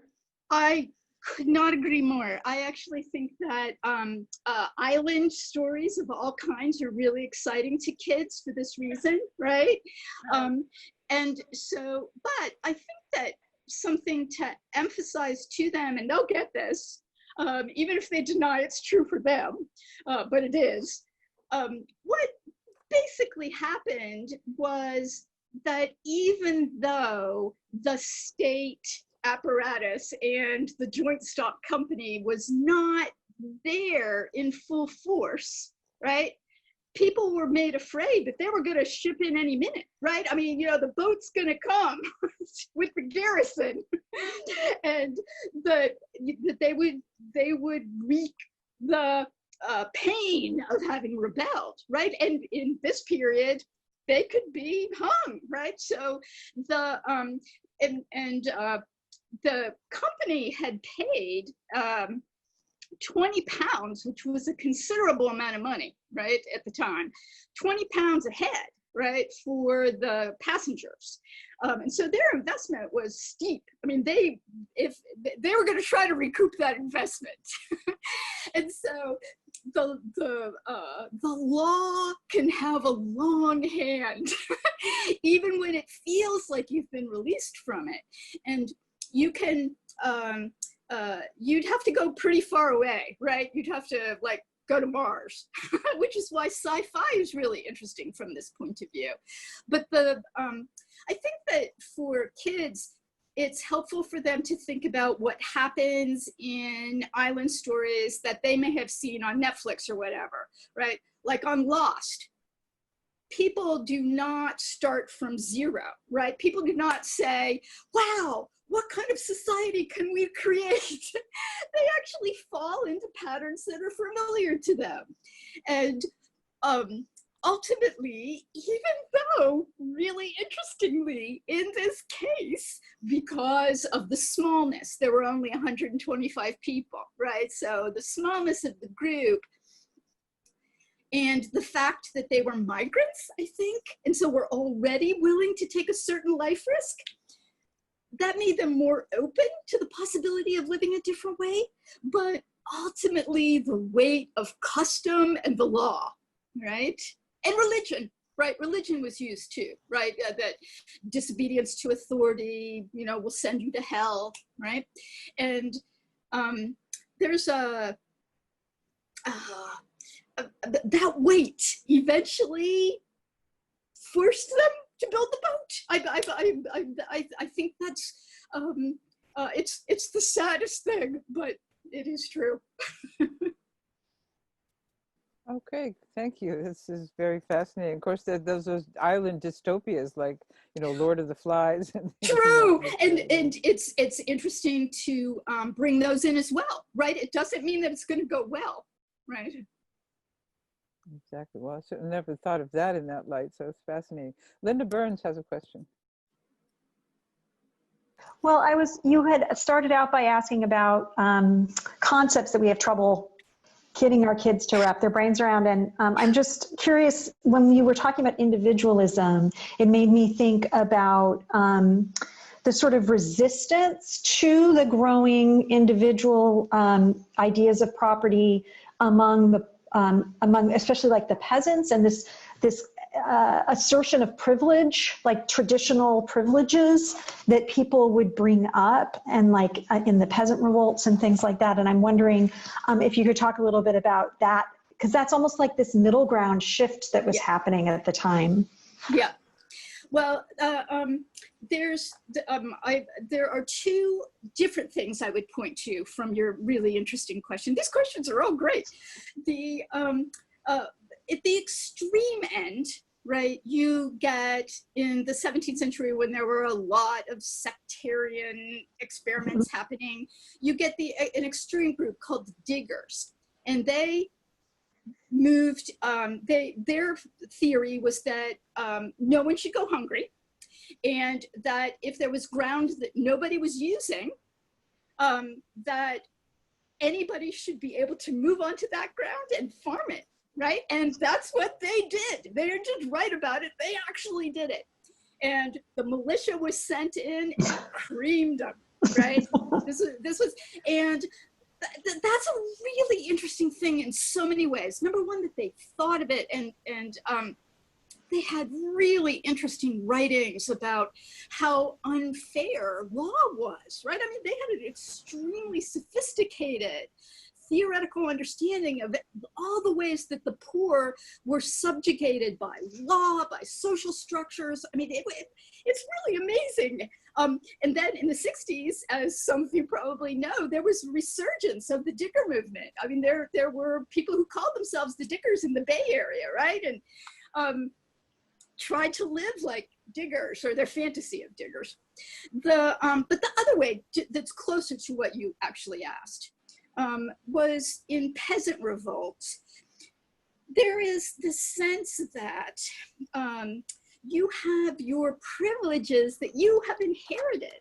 Now, this does not always have to be liberatory, though. I mean, it could be for the village, but often it was a way to keep outsiders from coming into the village and, you know, taking away what was perceived to be the local resources. Mm-hmm. So there could be fights, you know, between two villages over the green, right? Who gets to put sheep on it and so on. But the liberatory aspect of it is that once you in your community have come up with a way to negotiate with the local resources and natural limits how to live well, you don't want to mess that up, right? And so they would come up with these elaborate procedures for, you know, what period of the year you were allowed to gather what kinds of food and what kind, you know, how many animals you could keep on the fields and so on. And enclosure would extinguish those things, right? And supposedly you were meant to be compensated, although many people were not, and that was one of the grievances, or not enough. And they were not always convinced, right, that they were getting a fair deal. Right. And not only that, as that great quote from Thirsk, right, where she talks about the whole idea of what it meant to be in a community changed, and people were resistant to that, right? Mm-hmm. You know, the whole, some of it's romanticized, not usually in Thirsk, but there are historians who do romanticize it, right? This whole idea of neighborliness and, you know, taking care of each other and so on. But there is a shift. There really is a shift. And that it sort of is one of the things that leads into this idea of individualism, right? And that also means not having to care about other people, right? I mean, it's all part of that. So this period is so interesting in these respects. Right? Thank you. Just to follow up on that, I'm wondering, was indentured servitude, the idea that you could ship yourself overseas and be indentured with the hope of getting land, was that a new idea in this period, or did that have precedence? That's a good question. You know, I do know that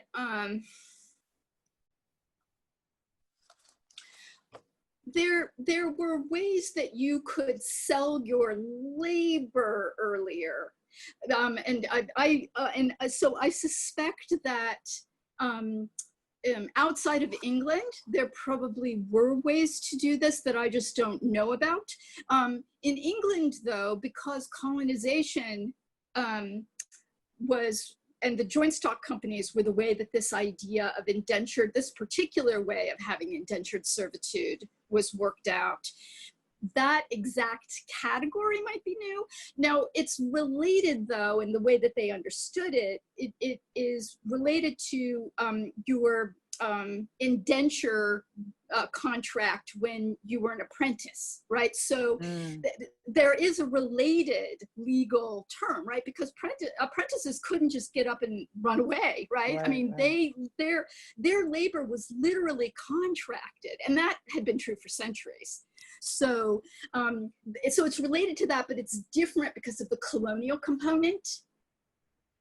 Fascinating, thank you. Jennifer Cross has her hand up.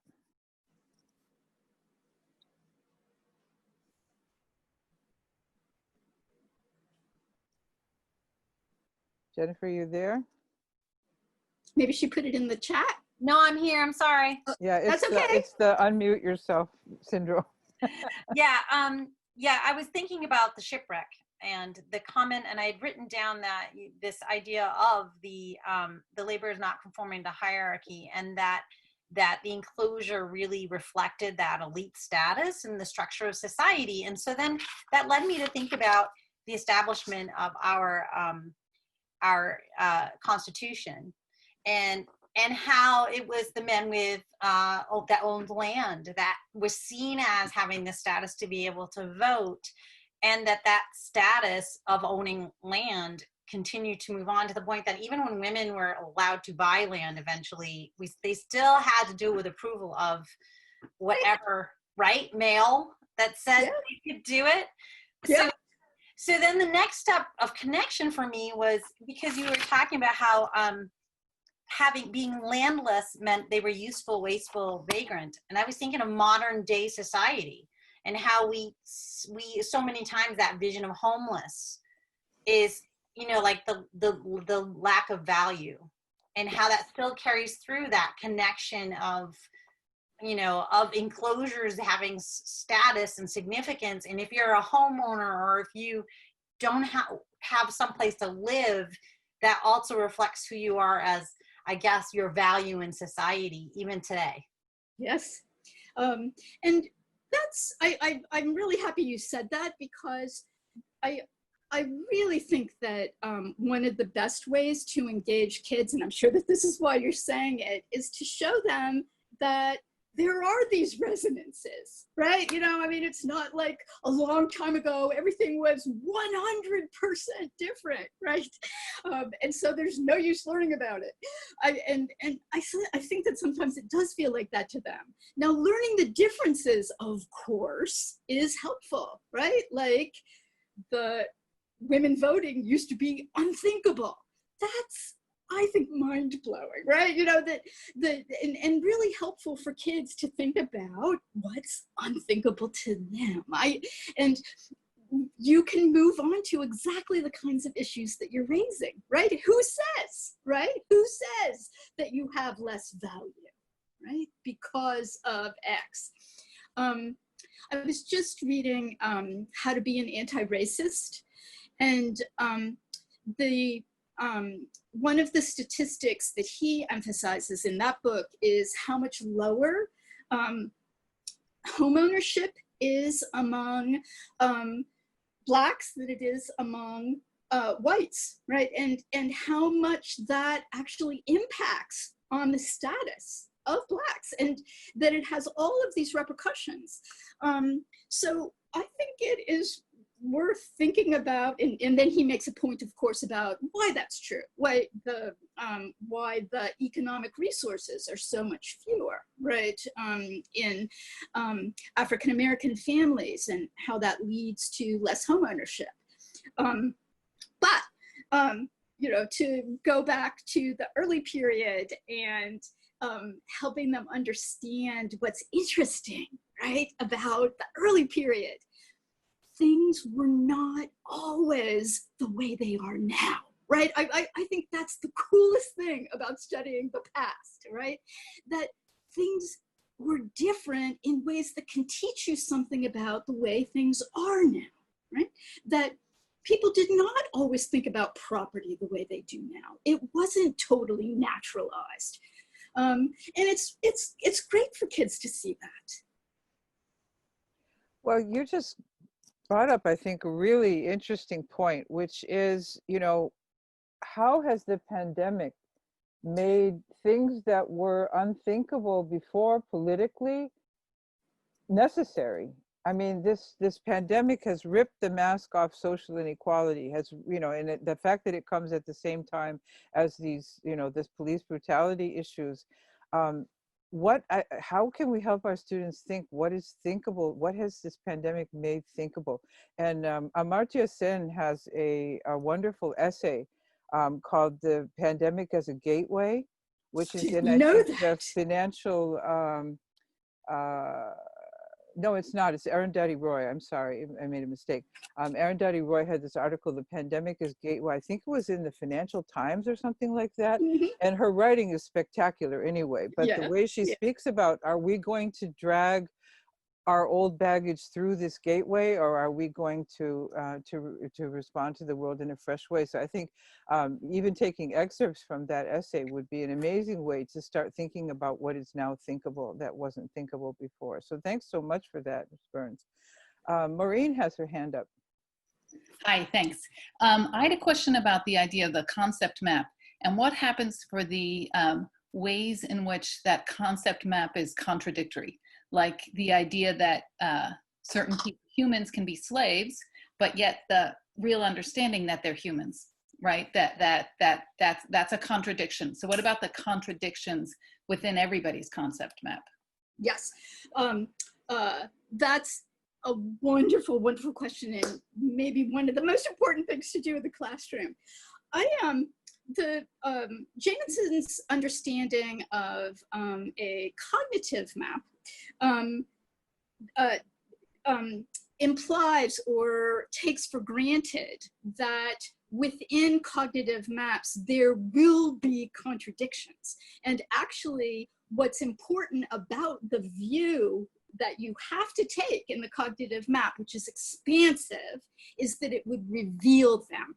It has to be done relationally. So from a cognitive map point of view, in his sense, right, you would have to see all of the ways that conflicts actually are a necessary part of our everyday existence. So for example, from the lecture, I talked about the tomato, right?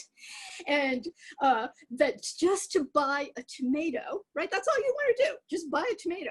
But when you buy the tomato, you're forced to do all of these other things that you don't want to do, right? Support migrant labor and pesticides, and because that's the only tomato that you can buy, you know, and so it's exactly those kinds of contradictions that Jamieson wants us to see, right? That even in the smallest everyday act, we are bound up in all kinds of things that we can't immediately see, but it's our responsibility to try to trace them out.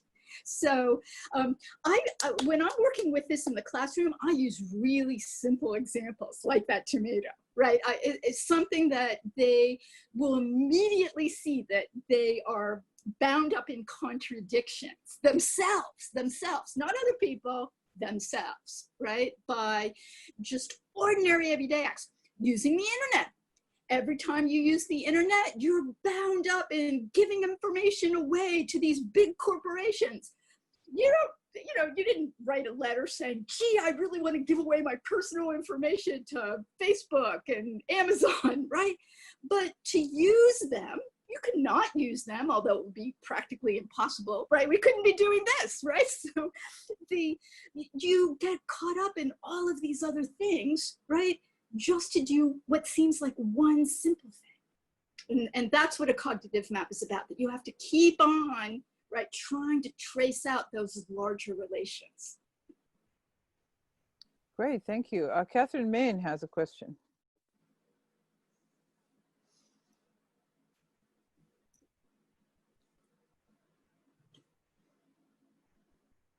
Unmute. Unmute and internet connection issue. Okay. My question has to do with is there a link, or have you seen a link between the development of capitalism and the enclosure movement? Because it seems to me that both of them are developing and progressing at the same time. Yeah, they are in the standard theory of primitive accumulation, which is Marxist theory of the emergence of capitalism in Capital Volume 1, he draws a direct link between the two. He theorizes that enclosure was what made possible the centralization of property ownership that becomes capital, right? And therefore, eventually, there's a lag, the exploitation of labor on which capitalism is based. So in Marx, it is direct.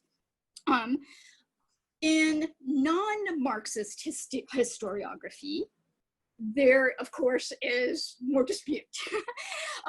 There's a long tradition of Marxist historians who follow Marx and elaborate on Marx in a whole variety of ways. There are living ones. Weinebau and Redeker was one of the people that I mentioned. But other historians talk about enclosure in other ways. But yes, there is a long tradition since the 19th century of historians and social critics talking about the links between enclosure and capitalism and the emergence of capitalism. Great, thank you. Just when we thought this discussions couldn't get any better, this is amazing. It's an amazing time to teach, really dynamic time to teach. And last week or 2 weeks ago in the other Summer Institute that I did, these discussions kept coming up of what do we do with our students now in this time? How do we guide them, their thinking through this extraordinary time we're living through. As awful as it is, it can be made fruitful. And I think you people are the moderators of the classroom where these discussions can take place. So we are scheduled right now for our break. I flipped the session a little bit so that we would have our exploration of the materials at the end of it. So I can't thank you enough, Crystal. This has been just wonderful, and so glad that Professor Singh could also, be beside us. And your questions have just been really great. This is, as you can see, both professors, this is a fabulous group of self-selected educators that have come to this event in early August. Like to just add a little bit. Thank you, Crystal. That was so helpful. Then one of the things I'm finding in this time of pandemic and change is to highlight to students the experience of reading literature. And I think, to me, I'm coming back a lot to literature and the value of literature and the kind of ideological struggles you can see in literature and the work you can do. And so that's something I urge all teachers, that I think we in all the theory and all, we are forgetting that. And personally, I just find I'm doing more and more literature now than I used to do. So I don't know if anyone else, Crystal, if you share that. Oh, we're lit professors, so obviously we would say that. I am big tent about all of the materials that I think can be useful in this respect, but I do love literature. And I can't thank you guys enough. Those questions were fantastic. I really enjoyed this. So thank you. Thank you. Thank So you. we would now go on our break. I mean, I'm also very happy, just to say as we go out, that many of the scholars that we've brought in are from such a variety of disciplines this time, and especially the literature professors. It's bringing us a really different perspective on the Renaissance than historians alone can bring. So thank you so much. And we'll go on our 5-minute break now and then come back and take a look at segment 3, which does contain, and I located the page that Karima mentioned of the Pico Mirandela excerpt. And yeah, so we'll go. So have a great summer, and thank you so much. And we may be contacting you in the future. Okay. And thank you too, Professor Singh, for Thank you. being Thanks with us, very and much. Yeah. Karina Thank for listening you. as well. I will see you on my Q&A on Thursday. Okay, See you, great. Jyotsna. Bye-bye. Take care.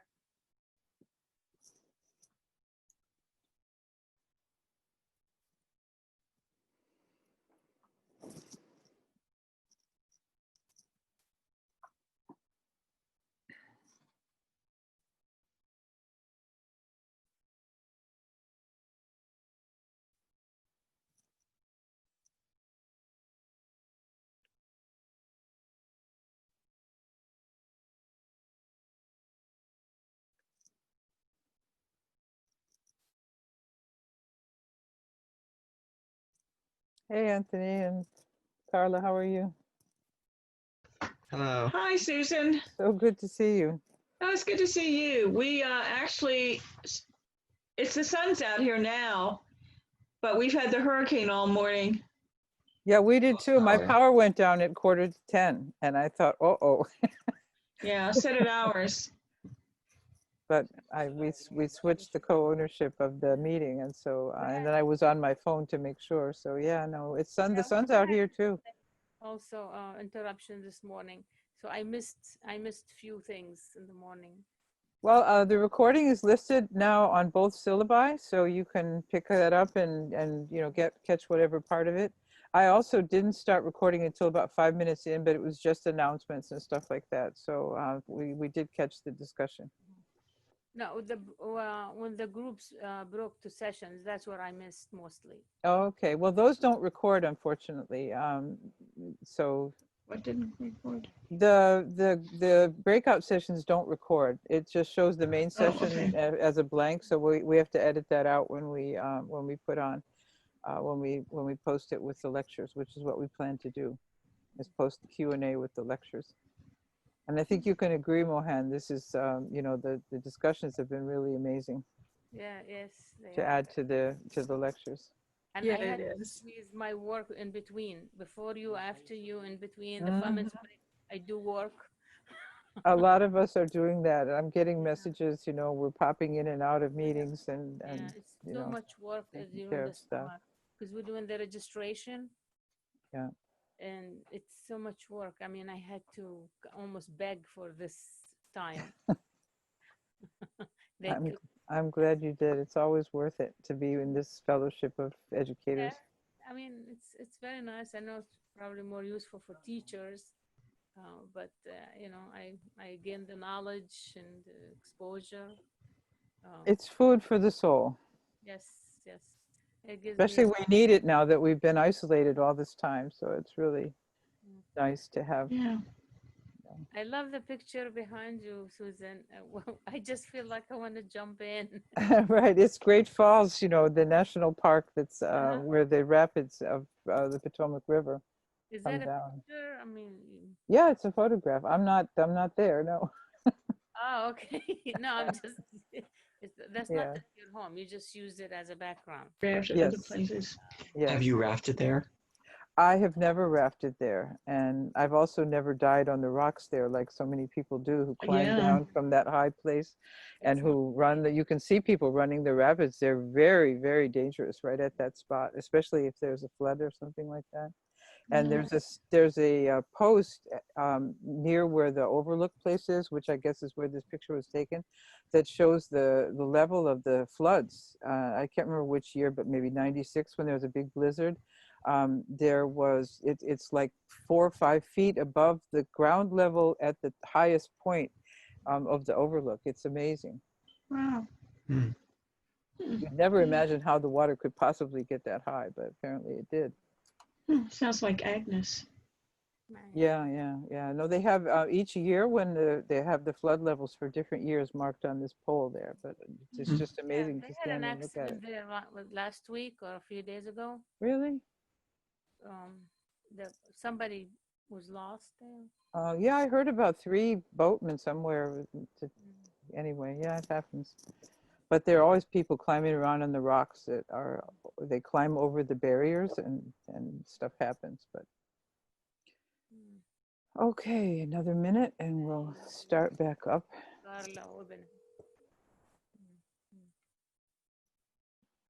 Susan, I can't find the recordings. Where did you put them? I put them, the links to the recordings at the end of the Google Drive syllabus, Google Doc syllabus, and the other syllabus that's in the box folder. I've updated both of them as the recordings come in. Why do we have two? Najla, where are you from, Najla? Lebanon. Oh, I see. Are you over there or here? No, thank God I'm here. I mean, you just heard about this huge explosion. What state? I'm in Virginia. Oh, okay. I'm in Maryland. Sorry, Samira, hi. Nice to meet you. Yeah, it's awful what happened today in Lebanon.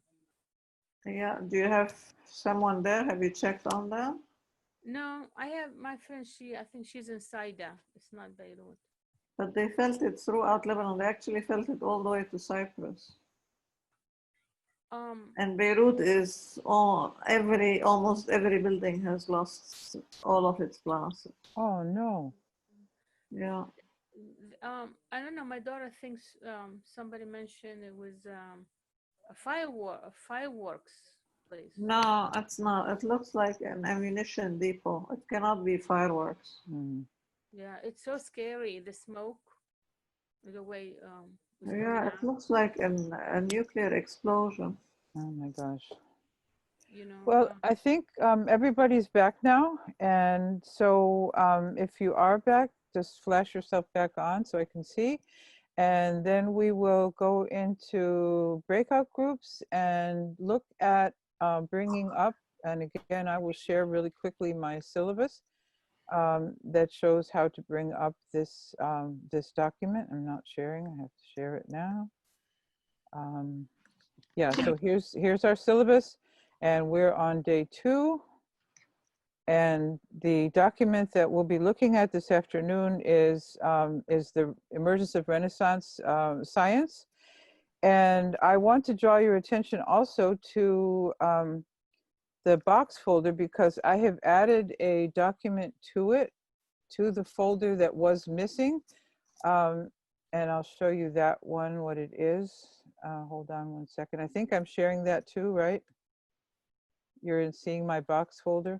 So this is the literature sampler, and the document that I'm sharing here right now is one I just photographed from the original document in print, which is the Muslim scientists on Europe's bookshelves. It shows foggy here, but it's actually yellow, and it works out. Are you seeing that document? Okay, great. So this was, because it was a longer document, it didn't show up in the PDF, so I made a photograph of it. You can expand it quite far to be able to read it. And of course, you know, rotate it so it's backwards. I mean, so rotate it toward the left, and it becomes a document. What that is based on is a book about the book incunabula, or books printed in the 1st century of printing that were about science. And it shows the original title of the book that was translated in Islamic Spain, and then who were the authors of those original works, then who were the translators in Spain, and then how did those books get translated into print in Europe, because the impact of the 12th century Renaissance was not just confined to the 12th century. It reverberated over time as those books as those translations filtered into print, and as they were reprinted, because one of the other features on this column, it shows where were these books reprinted. So you can see Prague and Venice and various other cities in London, and all the way into the 17th century in some cases. So this is, of course, deep into the scientific revolution, and it's part of the social history that lets us know what those scholars had on their bookshelves.